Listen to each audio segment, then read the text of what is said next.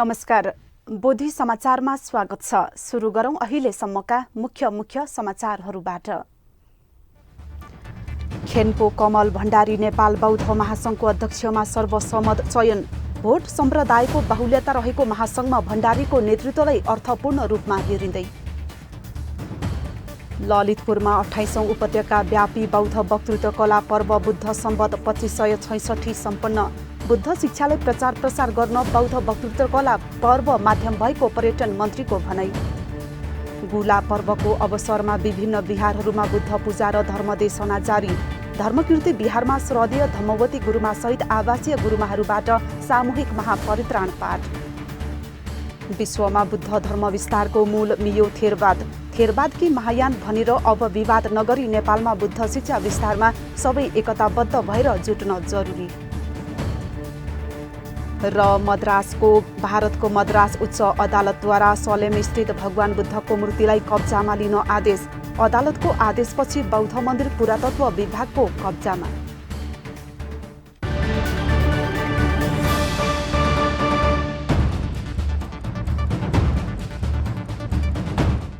अब समाचार विस्तारमा। नेपाल बौद्ध महासंघले नयाँ नेतृत्व पाएको छ। महासंघको 6औं महाधिवेशन मार्फत खेन्पो कमल भण्डारीको नेतृत्वमा नयाँ कार्य समिति सर्वसम्मतले चयन भएको हो। भोट सम्प्रदायको बाहुल्यता रहेको अन्तर्राष्ट्रिय मान्यता प्राप्त महासंघको नेतृत्वमा खेन्पो भण्डारीको नेतृत्वलाई अर्थपूर्ण रूपमा हेरिएको छ। नेपालमा बुद्ध शिक्षाको विस्तार र अन्तर्राष्ट्रिय रूपमा बुद्ध धर्मको विस्तारमा यो नेतृत्वको भूमिका कस्तो हुनेछ भन्ने अहिले अनेक अड्कलबाजी भइरहेको छ। एक रिपोर्ट।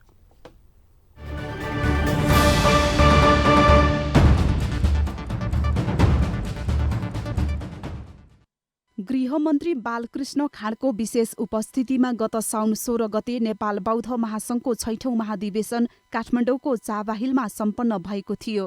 सोही महाधिवेशनले अन्तर्राष्ट्रिय मान्यता प्राप्त नेपाल बौद्ध महासंघको नयाँ नेतृत्व चयन गरेको हो। आचार्य नुर्बो शेर्पा अध्यक्ष रहनुभएको महासंघले उपाध्यक्ष खेन्पो कमल भण्डारीलाई नयाँ अध्यक्षमा सर्वसम्मत रूपमा निर्वाचित गरेको छ। हरेक 3 वर्षमा महाधिवेशन मार्फत नयाँ नेतृत्व निर्वाचित गर्ने महासंघको परम्परा रहे अनुसार यो नेतृत्व आएको हो। 6औं महाधिवेशनको लागि आवश्यक पदमा निङमा, काग्यू, साक्य र गेलुक गरी चारै परम्पराबाट 10-10 जनाको नाम प्रस्ताव भएको थियो। तर अन्त्यमा निर्वाचन मण्डलले खेन्पो कमल भण्डारीको नेतृत्वमा 13 सदस्यीय केन्द्रीय कार्य समिति सर्वसम्मतिले चयन गरेको हो। निर्वाचन मण्डलमा बौद्ध दर्शन प्रबन्धन तथा गुम्बा विकास समितिका अध्यक्ष भिचुफुपू छेम्बे शेर्पाको संयोजकतामा 3 सदस्यीय निर्वाचन मण्डल गठन गरिएको थियो। सोही निर्वाचन मण्डलले महासंघको उपाध्यक्षमा नुर्बु थुण्डु शेर्पा, महासचिवमा खेन्पो कर्मा लेग्जिन, सचिवमा पेमा दोन्देन गुरुङ र कोषाध्यक्षमा पेमा दुर्जे तामाङलाई सर्वसम्मत गरेको हो।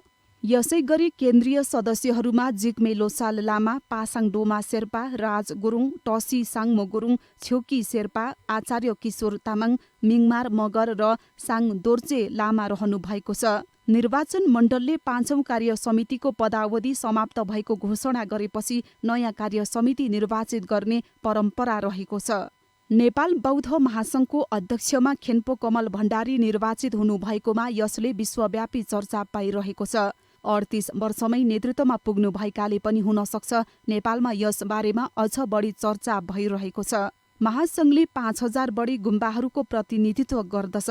भण्डारीको नाममा धेरैले आलोचनात्मक टिप्पणी गरेको पनि देखिन्छ।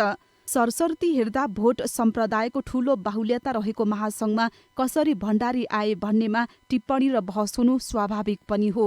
किनभने गुम्बाहरूमा जाने हो भने अधिकांश भोट सम्प्रदायका लामा गुरुहरूकै उपस्थिति देखिन्छ। बिहारहरूमा नेवार समुदायको बाहुल्यता रहेको छ। ब्राह्मण या अन्य गैर भोट समुदायका मानिसहरू कमै मात्र देखिन्छ। संख्यात्मक रूपमा यो अवस्था देखिए पनि खेन्पो भण्डारी टपक्क टिपेर अध्यक्षमा ल्याइएका व्यक्ति भने होइनन्।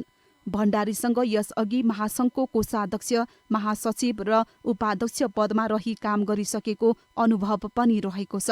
गुम्बामा मात्र होइन, विपदमा परेकालाई राहत वितरण लगायत थुप्रै सामाजिक कामहरूमा पनि खेन्पो भण्डारीको उत्तिकै सक्रियता देखिन्छ।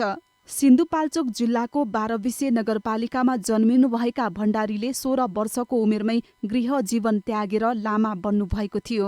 उहाँले भारतको हिमाञ्चल प्रदेश स्थित थुप्तेन नामग्यालिङ गुम्बाबाट आचार्य र उपाध्याय अध्ययन पूरा गर्नुभएको छ। बौद्ध धर्ममा उपाध्याय अध्ययनपछि खेन्पो उपाधि प्रदान गर्ने गरिन्छ। उपाध्याय अध्ययनलाई विश्वविद्यालयमा विद्यावारिधि उपाधि सरह मानिन्छ। यसरी भण्डारीको अध्ययन र महासङ्घमा कम उमेरमै बढी योगदान देखिन्छ।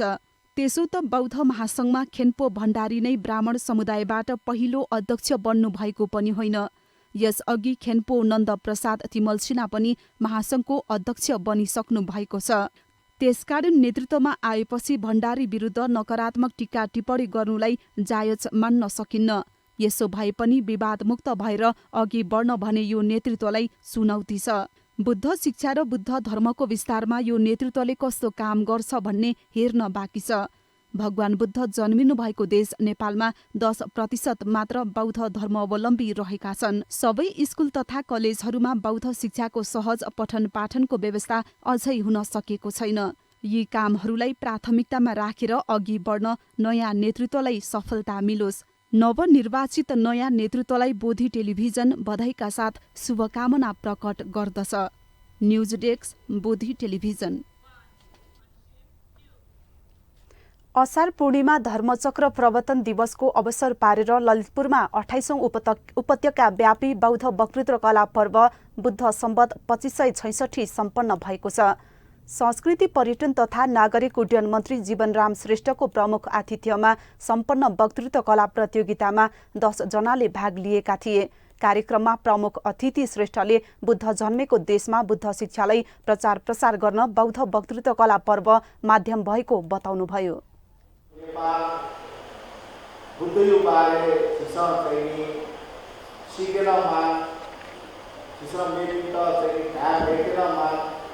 Sisa gauram na taki mahu sikha, sisa kushi ucho gauram yu kha, sisa jiru desh ka masike bale, sisa Buddha janme ju desh Nepal daga sisa so kandi hai ju, age wo jiru masika ju gauram yu kha, sisa Nepal ka masike bale sabar mane desh daga isme ekam tajaru himal ru ka desh सर्वमान्य देश के नाम सुधुरी अले आफ्नो यही चाहिँ शान्ति और गौतम बुद्ध यो जन्मभूमि देश का सम्झिनु। उहाँले बुद्ध जन्मेको स्थान लुम्बिनीमा कम्तीमा पनि एकपटक तीर्थयात्री र पर्यटकहरू पुर्याउने योजना अनुरूप कार्य भइरहेको बताउनुभयो।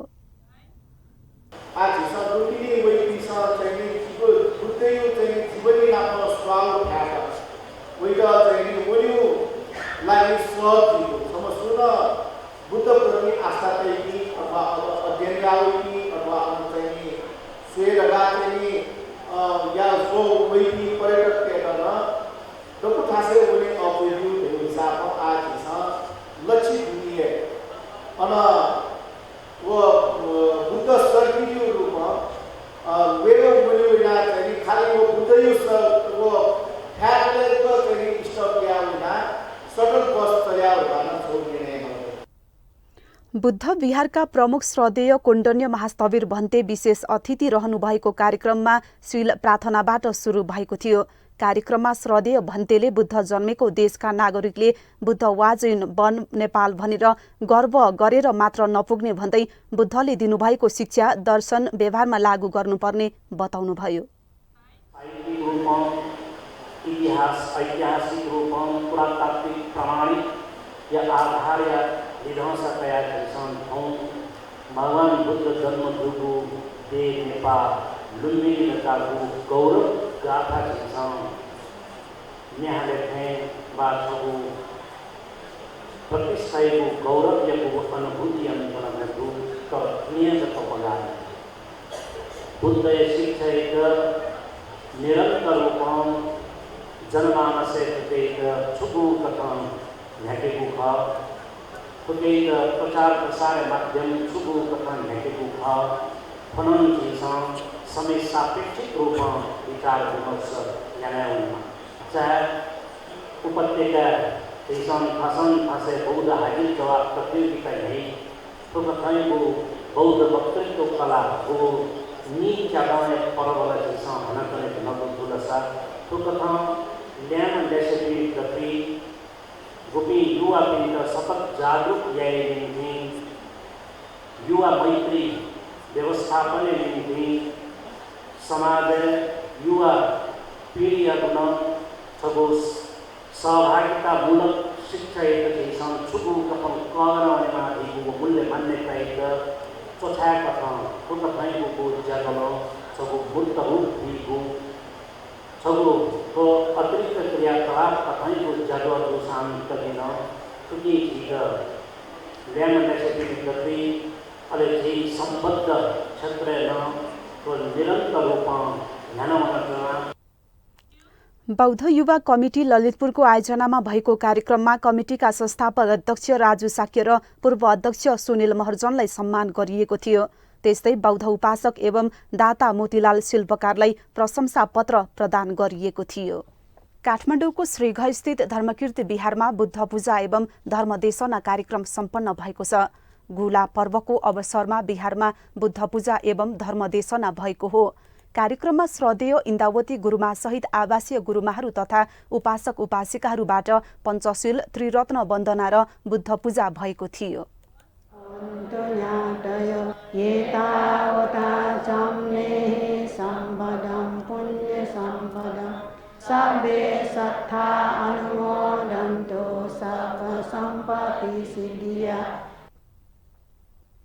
कार्यक्रममा श्रद्धेय इन्दावती गुरुमाले धम्मपद अटकथा अन्तर्गत ब्राह्मण वर्ग कृष्ण गौतमीको कथा शीर्षकमा धर्मदेशना दिनुभयो।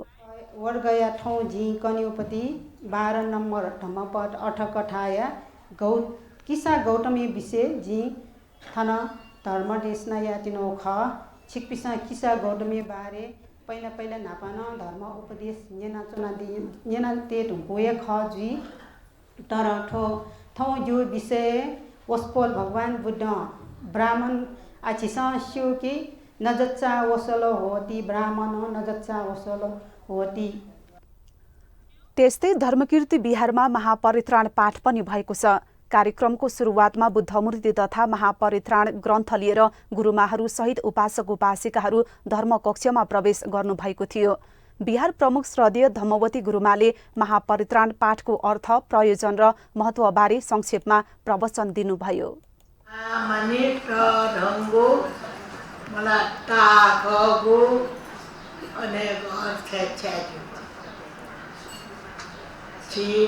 साधारण परित्राण टाल्के परित्राण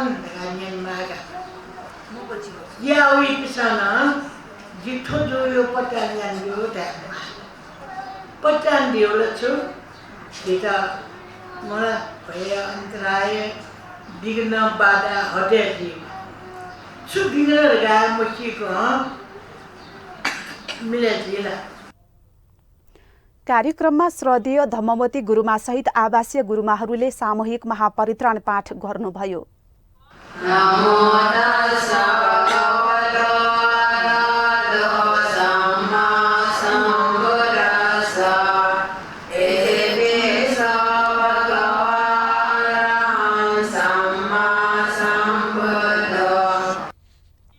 गुला पर्वको अवसरमा बिहारमा प्रत्येक दिन बुद्ध पूजा तथा धर्मदेशना कार्यक्रम हुँदै आइरहेको छ।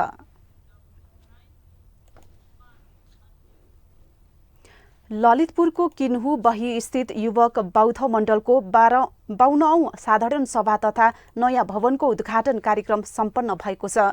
युवक बौद्ध मण्डलका अध्यक्ष अरणी तारा वज्राचार्यको सभापतित्वमा भएको सो कार्यक्रममा प्रमुख अतिथि संघनायक श्रद्धेय बोधिसेन महास्थविरद्वारा शील प्रदान गरिएको थियो। संघनायक श्रद्धेय बोधिसेन महास्थविरबाट बुद्ध मूर्तिमा खादा अर्पण गर्नुका साथै पानसमा दीप प्रज्वलन भएको थियो।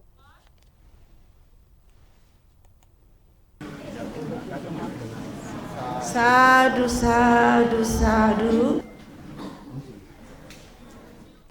कार्यक्रममा युवक बौद्ध मण्डलका अध्यक्ष अरणी तारा बज्राचार्यले स्वागत मन्तव्य राख्नु भएको थियो भने कोषाध्यक्ष तेज बज्राचार्यले आर्थिक प्रतिवेदन पेश गर्नुभयो।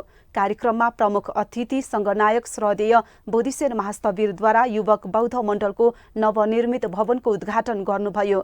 कार्यक्रममा श्रद्धेय बोधिसेन महास्थविरले क्लब 25 का पूर्व अध्यक्षहरू, दाताहरू तथा आँखा शिविरमा सहयोग गर्नुहुने आँखा अस्पताल र शिविरका संयोजकहरूलाई सम्मान गर्नुभएको थियो।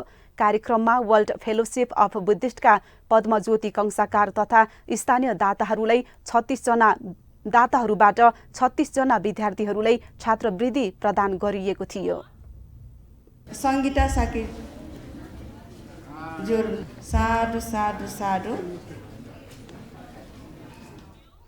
कार्यक्रममा लुम्बिनी विकास कोषका सदस्य सचिव सानु राजा साक्य, ललितपुर महानगरपालिकाका प्रमुख श्री बाबु महर्जन, बौद्ध क्षेत्रका विभिन्न व्यक्तित्वहरू, भन्ते गुरुमाहरू, लामा गुरुहरू तथा उपासक उपासिकाहरूको उपस्थिति रहेको थियो। नेपाल सहित विश्वमा शान्ति ल्याउन बुद्ध शिक्षा विस्तार गर्नुको विकल्प छैन। यसको लागि अखिल नेपाल भिक्षु महासंघ, नेपाल बौद्ध महासंघ, नेपाल वज्रयान संघ लगायत सम्बद्ध सबैको सक्रियता बढ्नु जरुरी छ। यी सबै संघ संस्था, बिहार तथा गुम्बाहरूले कुनै वादमा नअल्झी बुद्ध शिक्षाको विस्तारमा लाग्न सक्यो भने नेपालमा पनि बुद्ध धर्म मान्नेको संख्या बढ्नेमा कुनै शंका छैन। एक रिपोर्ट।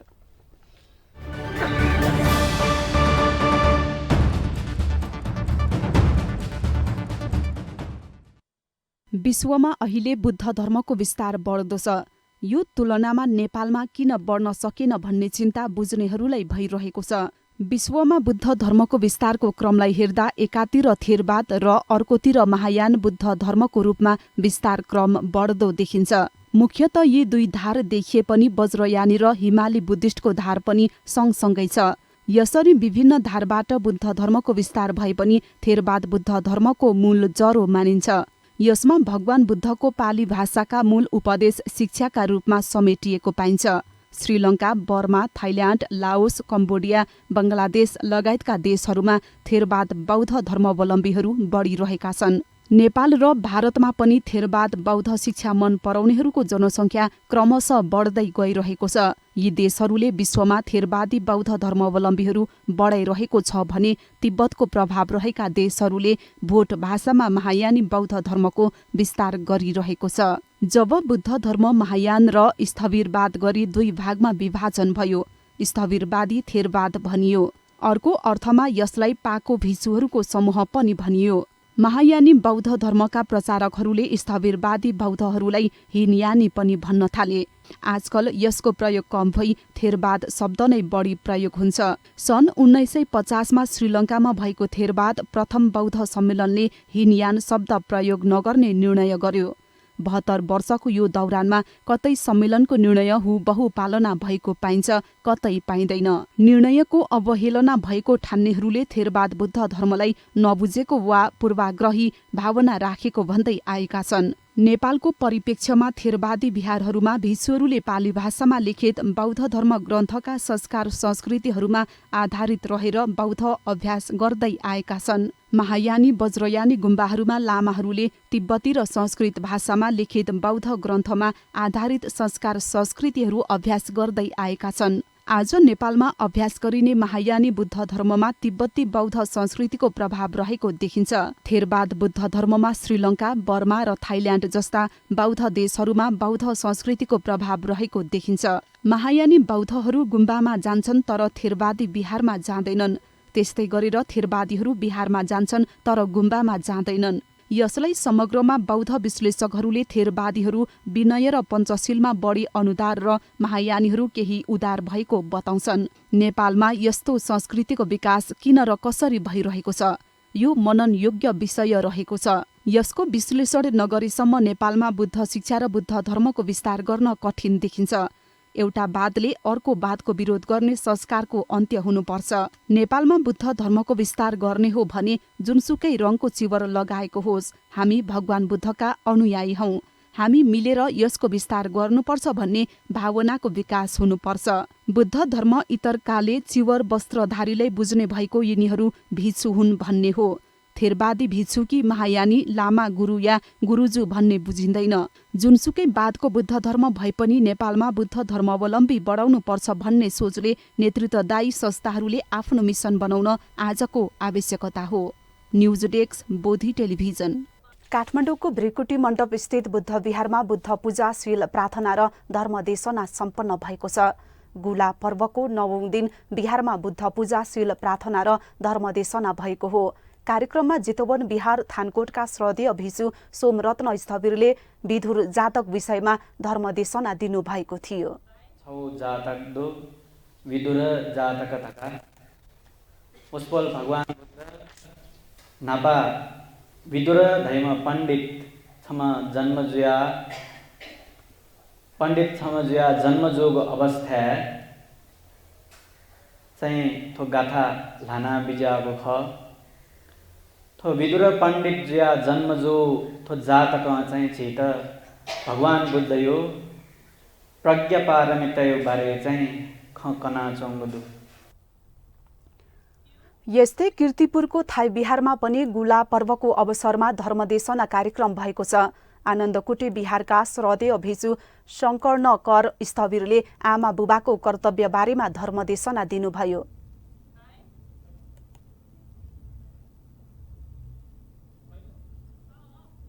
जातक मध्ये न छौ जातक दो विदुर जातक तका पुष्पल भगवान बुद्ध नापा विदुर धैम पण्डित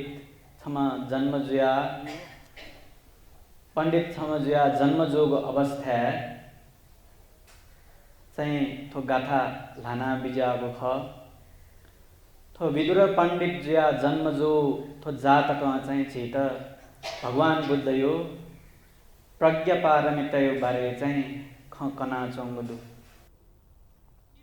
बौद्ध समुदायमा महत्वपूर्ण मानिने 1 महिनासम्म चल्ने गुला पर्वको अवसरमा हरेक बौद्ध विहारहरूमा बुद्ध पूजा र धर्मदेशनाको कार्यक्रम भइरहेको छ।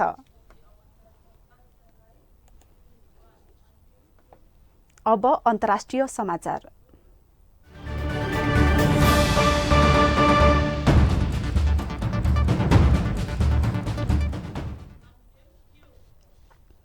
भारतको मद्रास उच्च अदालतले भगवान बुद्धको मूर्तिलाई कब्जामा लिन आदेश दिएको छ। सलेममा रहेको हिन्दू मन्दिरको मूर्ति भगवान बुद्धको भएको थाहा पाएपछि त्यसलाई आफ्नो कब्जामा लिन उच्च अदालतले तमिलनाडुको पुरातत्व विभागलाई आदेश दिएको हो। मूर्ति हिन्दू देवताको नभई भगवान बुद्धको भएको कारण अहिले मन्दिरमा कुनै पनि हिन्दू पूजा गर्न नपाइने निर्देशन दिइएको छ। एक रिपोर्ट।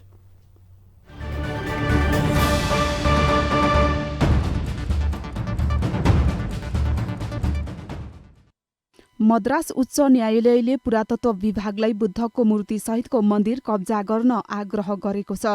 मद्रास उच्च अदालतले तमिलनाडुको पुरातत्व विभागलाई सलेममा रहेको हिन्दू मन्दिरको मूर्ति भगवान बुद्धको भएको देखिएपछि त्यसलाई आफ्नो कब्जामा लिन आदेश दिएको हो। न्यायमूर्ति आनन्द वेङ्कटेशको एकल न्यायाधीशको इजलासले अधिकारीहरूलाई मूर्ति हिन्दू देवताको नभई भगवान बुद्धको भएको कारण अहिले मन्दिरमा कुनै पनि हिन्दू पूजा गर्न नपाइने निर्देशन दिएको छ। पुरातत्व विभागले मन्दिरभित्रको मूर्ति बुद्धको भएको प्रतिवेदन बुझाएपछि पनि गलत पहिचानलाई निरन्तरता दिन नमिल्ने बताइएको छ। थलै बेटी मुन्निपन भनेर पूजा गरिने मन्दिरमा रहेको मूर्ति वास्तवमा भगवान बुद्धको भएको भन्दै बौद्ध ट्रस्टको निवेदनमा अदालतले अनुसन्धान गर्न आदेश दिएपछि विभागले अनुसन्धान थालेको थियो। तमिलनाडु पुरातत्व विभागले मूर्ति सफा गरेपछि टाउकोमा बुद्ध जस्तो घुमौरो कपाल र लामो कानको लोभको लक्षण देखिएको पत्ता लगाएको थियो। मूर्तिको निरीक्षणमा उपलब्ध पुरातात्विक र ऐतिहासिक प्रमाणहरू सावधानीपूर्वक जाँच गरेपछि सामूहिक रूपमा मूर्तिकारहरूले बुद्धका धेरै महालक्षण वा महान लक्षणहरू चित्रण गरेको प्रतिवेदनमा उल्लेख छ।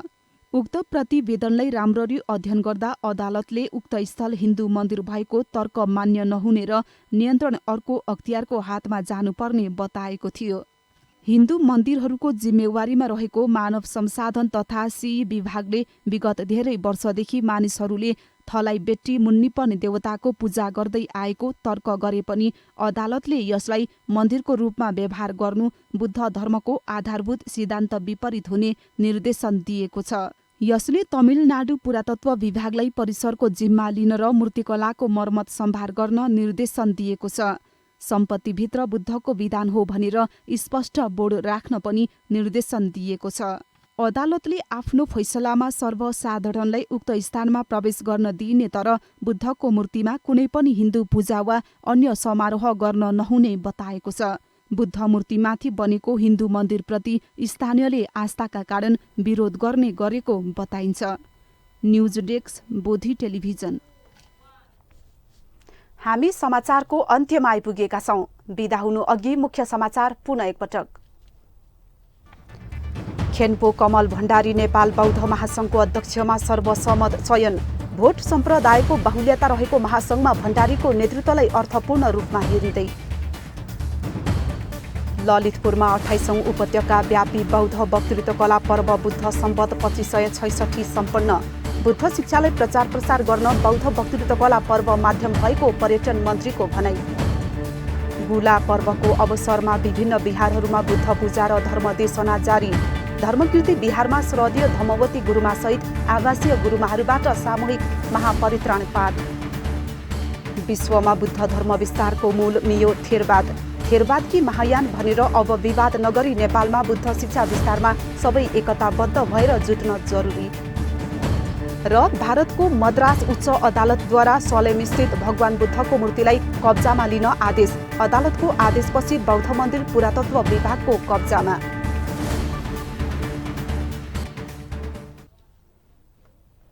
समाचार अहिलेलाई सकियो। बोधी टेलिभिजनका सम्पूर्ण कार्यक्रम bodhitv.tv युट्युब र फेसबुकका साथै मोबाइलमा बोधी टिभी एप डाउनलोड गरेर पनि हामीलाई प्रत्यक्ष हेर्न र पढ्न सक्नुहुनेछ। सकारात्मक सोच र कुशल संस्कारको लागि बोधी टेलिभिजन हेर्दै गर्नुहोस्। भवतु सब मङ्गलम।